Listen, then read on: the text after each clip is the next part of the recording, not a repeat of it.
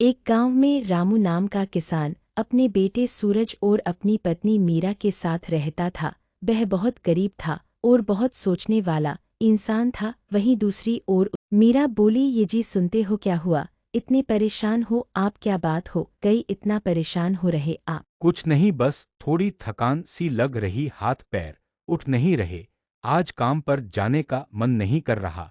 तबीयत सी ठीक नहीं है, पर जाना तो पड़ेगा, नहीं तो मालिक नौकरी से निकाल देंगे। मीरा बोली, शायद अपने ठीक से खाना नहीं खाया कुछ दिन से, इसलिए ऐसे लग रहा होगा। आप परेशान नहीं हो, मैं खाना लगा रही, आप आ जाओ खाने। सूरज को भी उठा दो, परेशान नहीं हो आप, एक दिन सब ठीक हो जाएगा। रामू और उसके परिवार ने साथ में मिलकर खाना खाया। उसी गांव में रहता था सेठ दयाराम जैसा उसका नाम। उसका पूरा उल्टा इंसान था, बहुत घमंडी और मजदूरों से बहुत मेहनत करता था।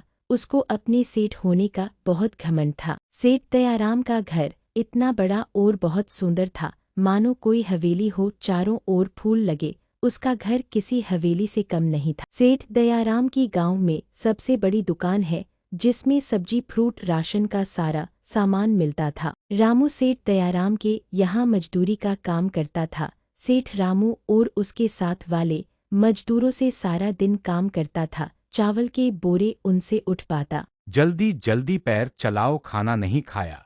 जो इतने धीरे चल रहे हो तुम लोगों, बस मुफ्त के पैसे दे दो काम की, बोला तो पैर नहीं चल रहे। रामू थका हारा अपने घर की ओर निकल गया। किसान थका हारा परेशान होकर घर की एक खाट पर बैठे गया। किसान बहुत थक गया था, उसका चेहरा उतर गया था थकान से। तभी मीरा आई और बोली, क्या हुआ जी, आज बहुत थक गए, आप परेशान लग रहे हो, क्या हुआ जी? क्या बताऊं, सेठ बहुत काम कराते हैं, जितनी पगार नहीं देते उतना काम करा रहे। ऐसे कब तक हम मजदूरी करके घर चलाएंगे?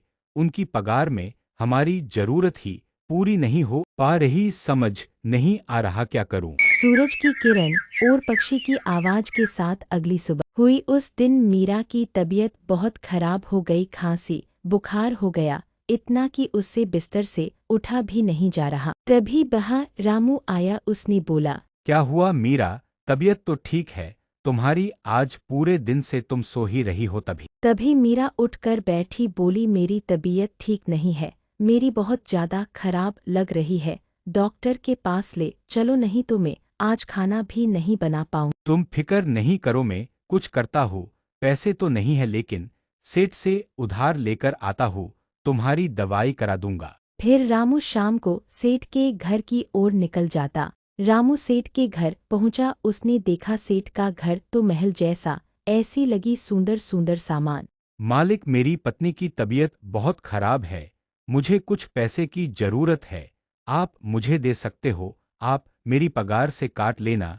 ये सुन सेठ बोला, मेरा पास कोई पैसे नहीं है, जब देखो मुंह उठाकर आ जाते हो पैसे मांगने। रामू सेठ के सामने हाथ जोड़कर खड़ा हो गया, पर सेठ दयाराम ने उसे पैसे नहीं दिए। रामू निराश होकर अपने घर आ गया, जहां मीरा उसका इंतजार कर रही थी। मीरा बोली, क्या हुआ जी, सेठ ने पैसे दिए? रामू निराश होकर बोला, नहीं, सेठ ने पैसे नहीं दिए, और अब मैं वहाँ काम पर नहीं जाऊंगा।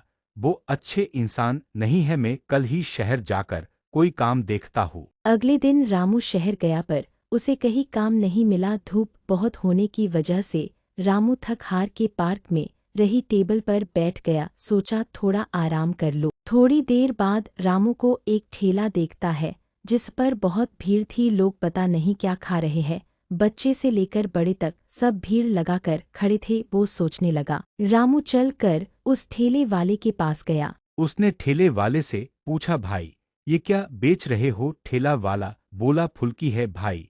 रामू बोला, कैसे बनते हैं? ठेला वाला बोला, आटे से बनती है, खट्टा मीठा पानी साथ।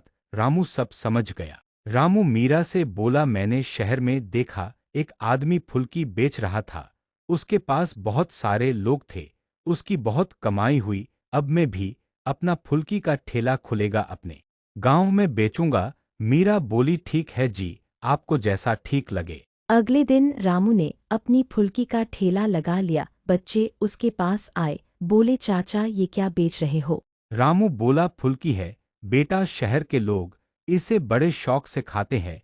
बच्चे बोले चाचा हमें भी खिला। रामू ने दोनों को फुल्की खिलाई, बच्चों को बहुत पसंद आई, बहुत खुश हुए। गांव के बहुत सारे लोग रामू के पास आए, कुछ लोगों को फुल्की खाते देखा, बोले रामू हमें भी खिलाओ जरा। कुछ लोगों ने खाई, उन्होंने रामू की बहुत तारीफ की, बहुत टेस्टी बनाई है फुल्की। रामू खुश हो गया। पूरे गांव वाले रामू की फुल्की खाने लगे। रामू दिन रात मेहनत करके बहुत पैसे कमाने लगा कि उसके ठेले पर भीड़ लगने लगी, सब उसकी फुल्की पसंद करने लगे।